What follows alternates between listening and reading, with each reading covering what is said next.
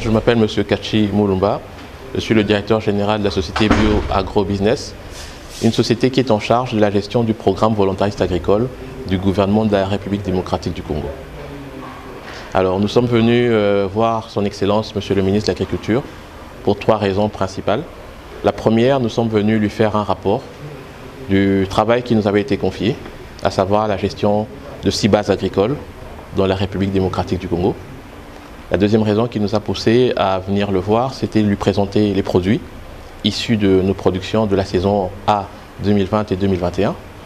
Et la troisième raison, c'est avoir les orientations du ministre de l'Agriculture concernant la prochaine saison qui pointe déjà à l'horizon, à savoir celle de 2021-2022. C'est un vrai challenge pour tout le monde. Nous avons en effet des produits qui sont déjà disponibles sur les sites de production. Maintenant, la grande difficulté, c'est de les acheminer vers les centres de consommation. Nous avons eu un petit peu plus de facilité au niveau du Kasaï oriental, parce que le site de production n'est pas très loin de la ville, à 55 km de Mbujimayi, et la route est asphaltée, donc nous avons évacué les produits vers Mbujimayi. En ce qui concerne les produits qui sont issus du Congo central, vers Kundi, Kimpese, nous sommes en train d'essayer d'étudier, de voir comment est-ce qu'on peut acheminer les plus gros stocks vers Kinshasa très rapidement. Nous avons déjà un stock avancé vers Limete où nous avons un entrepôt. Nous allons également faire la même chose pour notre base agricole de Mongata où nous y produisons le manioc.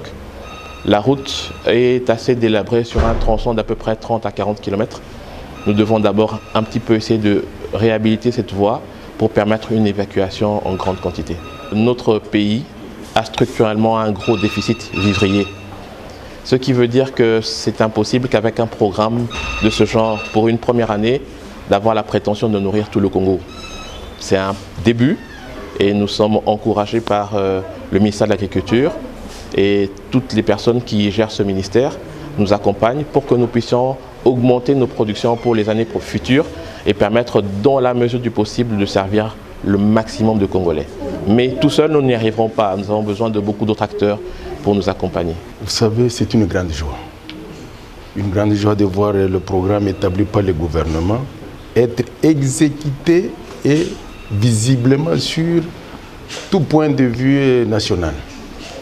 Quand je parle sur tous les points de vue national, c'est-à-dire avec les médias, en tout cas celui qui est n'importe quoi sur le territoire national, sait bien qu'il existe un programme volontariste agricole avec BAB.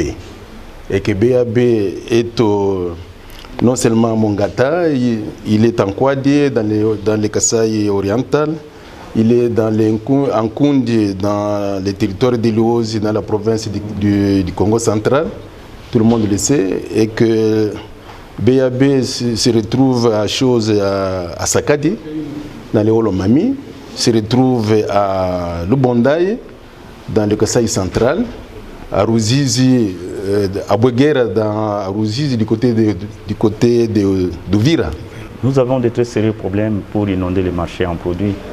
Et si vous sillonnez les marchés de Kinshasa, c'est plus les produits qui viennent d'ailleurs. Et si aujourd'hui on parvient à approvisionner les marchés de Kinshasa en produits locaux, et ces produits-là, c'est produit par un Congolais, je pense que ce serait quelque chose d'intéressant. Mais n'oubliez pas, la production agricole, il y en a. En arrière-pays, il y en a. Mais le vrai problème, c'est le problème des routes, des dessertes, le problème d'approvisionnement des grands centres en produits. Mais au niveau de la production, c'est la transformation qui pose problème. Aujourd'hui, avec le maïs, la farine de manioc que nous venons de voir, bien emballée, bien conservée, j'ai lu dans les étiquettes, on peut conserver cette farine de manioc jusqu'en 2025. C'est quelque chose de bon. Et aussi, il y a l'agro-industrie qui vient maintenant s'installer en RDC. Et cette agro-industrie serait à côté des producteurs.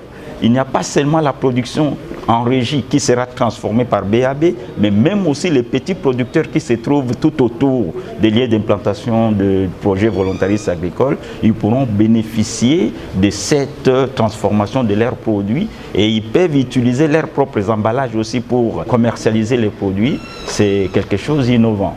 Et à cela, le gouvernement est là pour appuyer, pour accompagner le BAB à poursuivre leur expérience pour la saison A de 2021 qui va s'annoncer bientôt. Et c'est ce qui accompagne aussi les idées de BAB de se lancer déjà sur les sites, de préparer déjà la prochaine campagne agricole.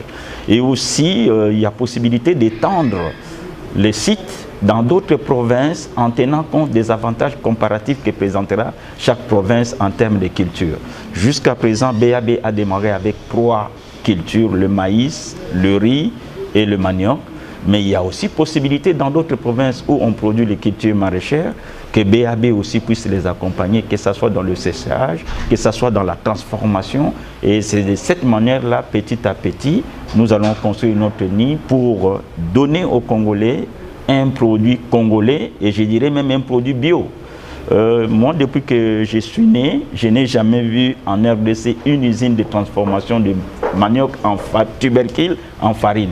Mais l'usine de Mongata, c'est formidable. Et j'ose croire que l'État congolais est disposé à accompagner de telles initiatives pour que nous puissions changer notre agriculture. C'est-à-dire, nous partons de la production jusqu'à la transformation pour que nous puissions livrer sur le marché le produit fini. Parce que les spécificités liées aux produits agricoles, la périssabilité, c'est ce qui empêche aux producteurs de continuer à produire en grande quantité. Et avec l'avènement de BAB, j'ose croire qu'on peut allonger le cycle de production de produits, on peut bien conserver son produit, ils ont des séchoirs. Et le problème, c'est que nos centres de production ne sont pas électrifiés. Et c'est comme cela qu'ils recourent encore à l'utilisation de groupes électrogènes. Et j'ai pari, avec l'avènement de l'énergie solaire, on pourrait voir dans quelle mesure nous pouvons accompagner BAB. Et l'État congolais verra aussi dans quelle mesure on peut assouplir quelques réglementations, par exemple en matière d'exonération, en matière d'appui pour le carburant, là où on utilise les groupes électrogènes. Il y a aussi les infrastructures de base telles que les routes. Donc on peut accompagner BAB pour qu'ils réalisent en bonne et due forme et qu'ils atteignent les objectifs assignés pour leur projet.